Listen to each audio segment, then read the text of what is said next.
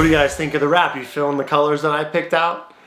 What's happening, everybody? Welcome back to the channel. It's Nick Olson, Chupacabra Off-Road, ear-to-ear grin. I was excited when I first put the deposit down on this thing many moons ago, but as you guys can imagine, I'm very excited now. I'm holding the golden ticket. The whole side-by-side industry. As you guys have been known, if you don't know, if you've been following Robby Gordon, the team at Speed, 12 cars came over, landed in Havasu, Arizona. 10 of those are going to go to consumers, and I'm one of those lucky customers. Master number 6, that's right. So very fortunate to be in this position. Super excited to be one of the first on the block to take ownership of this vehicle. And as you can imagine, I got some pretty high expectations. As I should. It's taken a long time for this car to come to market. I've been patient. Got in at pre-COVID pricing, which if you guys can remember a couple of short years ago, things used to be reasonably priced. So now it's about to be here. I'm about to pick it up here this month, and just kind of want to talk about some thoughts and ideas. Of course, I hope it's going to be the best side-by-side I've ever owned, but to do that, it's going to have to be better than my Can-Am X3 that I own right now that I've been tuning and driving for the last year. It's going to have to be better than my old Best in the Desert spec Razor race car, which was tuned and worked amazing. Better than my old Turbo S, which is a car that I absolutely loved, that ran like a top all over the place. And to do that, the Speed's gonna have to be a really good car. So let's get into it. I'm gonna kind of predict what I think the car is gonna be like compared to those vehicles, and also kind of give some ideas when I think it's going to be compared to what I could also go buy today, which would be a brand new Turbo R or a brand new Razor Pro R. So let's get into it. All right, let's start off with what's most important. That's the suspension and the handling of these vehicles. So starting off, let's kind of talk about what I have experienced already, starting off with my Can-Am X3. Now, if you guys have seen the channel, seen some of the videos, you guys will know that I'm a huge fan of the X3. I think it's very plush and very lively. You got long shock stroke. The car is pretty lightweight, and that's gonna have to be something that I consider as I try to give you guys honest feedback. The Speed is a heavier vehicle. It lines up very closely in weight to the Pro R 4-seater, about 2,450, 2,500 pounds. So, you know, as I think about how that relates to the X3, tuning wise, I've sorted the X3 out quite a bit. I recently joined a tuning session with MTS Offroad. You guys are very knowledgeable. They've tuned thousands of cars, and they gave me some insights on how to tune my car even better. We made a couple changes to the ride height, crossover ring height, some compression clickers, and got the thing very plush just with an upgraded spring kit. It's getting revalved as we speak. That was the third time I've had a tuning session with a professional tuner. So all this type of stuff is stuff that I really enjoy, but also stuff that, you know, leads to my book of knowledge and experience and how I can hopefully relate and articulate how the Speed is going to feel. So the Speed's gonna weigh a lot. That's something that also should help it feel stable and composed in really rough terrain. Now, I wouldn't necessarily use those words lively and plush to describe the dynamic suspension when I owned my Razor Turbo S, as well as the little bit of time I did get to spend driving the Turbo R and the Pro R. Now, I do love the dynamic suspension. I used it all the time when I owned it. I switched it multiple times per ride.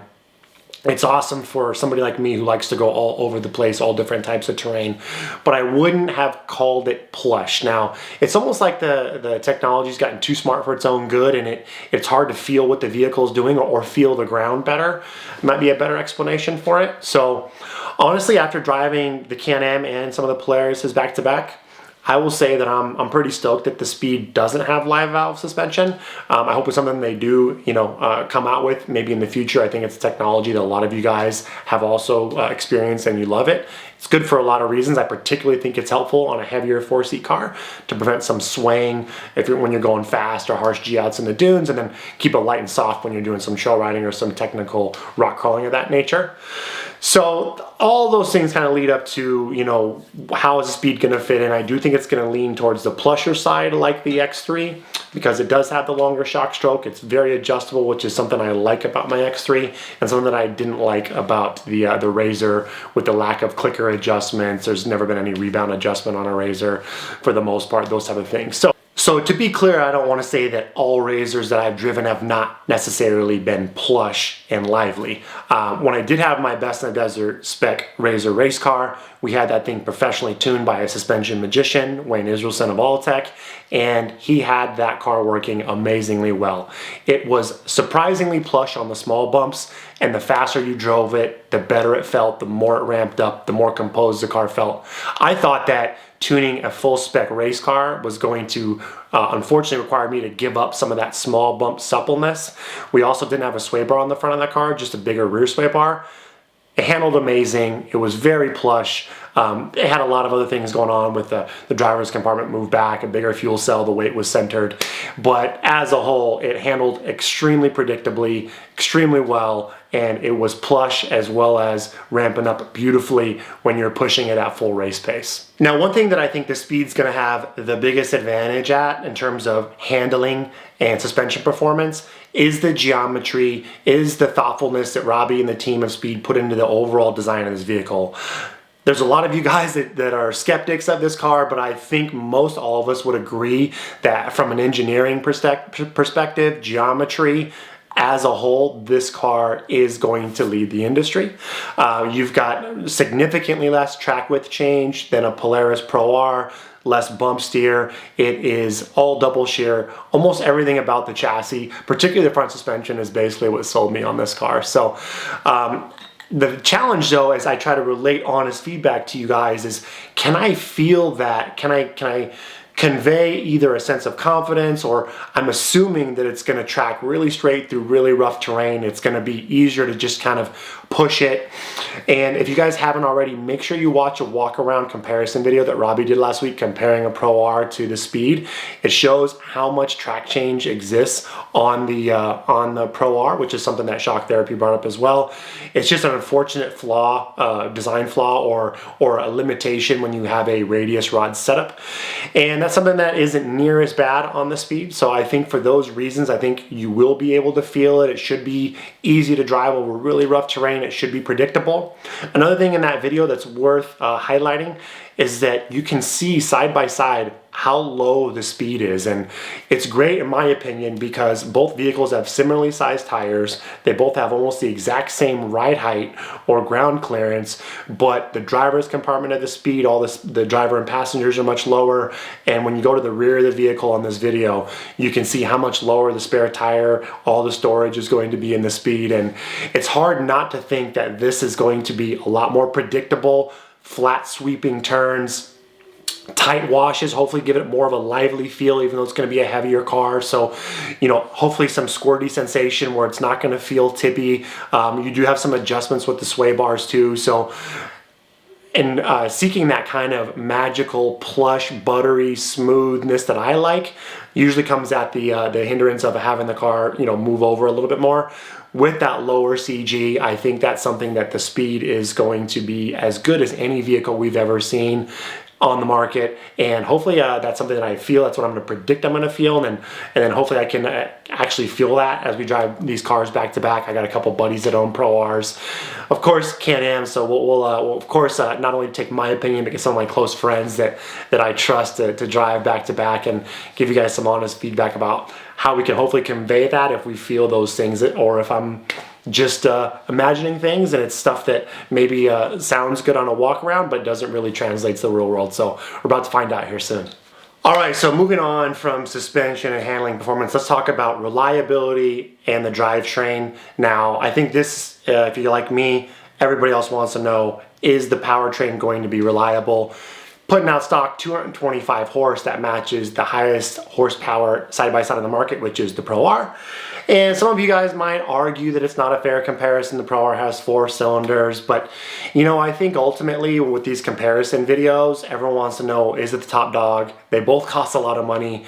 Honestly, if you're thinking about buying a Speed, you're also going to be considering a Pro R or an X3. The X3 is not far behind at 200 horse, and while it might sound like on paper the X3 would be behind, I do think the X3 is quicker, going to be quicker a little bit out of the hole of a drag race than a Speed. I think it already is of a Pro R a little bit, but once the Pro R gets going, it really starts cooking. So, you know, Drag racing isn't off-roading. It's exciting for people to argue about online, but it's not, like I said, it's not real what this car was intended for. But it is a data point. It is a seat of the pants. How is it going to feel? And I do think the Speed will be really comparable to the Pro R. They're similar in weight. They make similar horsepower in a totally different manner. And I think that the Speed will have a lot of horsepower, plenty for day-to-day off-roading. Now, one thing that is very exciting, if you're like me, if you're a Speed deposit holder, you went ahead and went for the Speed key. So if you're not familiar, you add a Speed key. All you have to do is essentially dump E85 fuel into your car, and you can bump it as high as 300 horsepower. So I'm not a huge horsepower guy. I'm not necessarily one of these guys that's going to do all these tunes and chase all this type of stuff. I think what I've experienced, the stock X3 is plenty of horsepower to have a ton of fun in the dunes. Do you always want more when you're in the dunes? Of course. That's what's exciting. You know, once we see you get out there to Glamis, of course, I'm going to throw some E85 in it and see how she performs. But I'm very interested to see what the belt temps are going to be like. Is it going to be reliable? And to answer that question, it's going to take me and hundreds of other Speed customers out running around, putting these things through the paces to find out, did they build a reliable powertrain? Are the belts going to hold up? The Speed has a 3-speed transmission that can shift on the fly. Honestly, I'm a little nervous that a lot of customers aren't going to know how to do it, and they're going to be jamming it thinking they're a race car driver, and I don't want to put any undue stress on my car. You know, I think I'll probably drive it similar to my current UTVs, which second gear is kind of like high. I'll leave it there all the time. I'll come down to a couple miles an hour, a complete stop before I put it in low range, and then I'll probably only bump it to third if I'm on a highway situation, a connector section, like if I'm doing a long Arizona ride or Baja rides and things of that nature. In addition to the X3s having a very strong and reliable powertrain that's easily upgradable, the Pro R has proven to have a solid drivetrain from what I hear so far. I'm hearing belt problems, high belt temps aren't really even an issue. I'm not sure on turbo Rs, but sounds like when we're talking about the two top dogs, Pro R, X3, they've got pretty reliable, the most reliable we've ever seen in terms of CVT, considering that we're pushing out over 200 horsepower with these machines. So as long as Speed can be reliable at the stock horsepower 225, I think that's going to be great. If it's reliable at 300 horse, which is also the expectation, it's going to be candles on the cake. It's going to be head and shoulders above those two other brands. But like I said, it's going to take a lot of driving, lots of customers. You know, customers are going to break everything, and that's going to be the tail of the tape once we get them out there, particularly in the sand, particularly in the heat. I do think sand is the hardest on the belt life, belt heat temperatures compared to any other form of driving. So time will tell. We're probably not going to really get the complete answer until we have hundreds of thousands of these things running out in the dunes, spots like Glamis that are super popular no matter where you're at in the country, in the heat in October, November, to see how they shake down. All right, the last category I want to talk about is fit and finish. Now, this means a lot of different things to a lot of different people. Many moons ago, when I used to be a sales rep for Polaris, this is a topic that came up a lot on the showroom floor. And back in those days, 2013 all the way to 2018-ish, I'd say Can-Am had the upper hand. It's always something that they were able to best Polaris at. Nicer seats, nicer feel, nicer fit and finish that a lot of people agreed with. Now the game has sort of changed and evolved. We've got more bells and whistles. I'd say Polaris is currently on top. I think the ride command is something that is very much liked by a lot of Polaris owners. I think it's something that Can-Am is missing the boat on. Not having a technology type package is just something on most nice new vehicles we've come to learn, expect, and like, whether it's a pickup truck, you know, an automobile.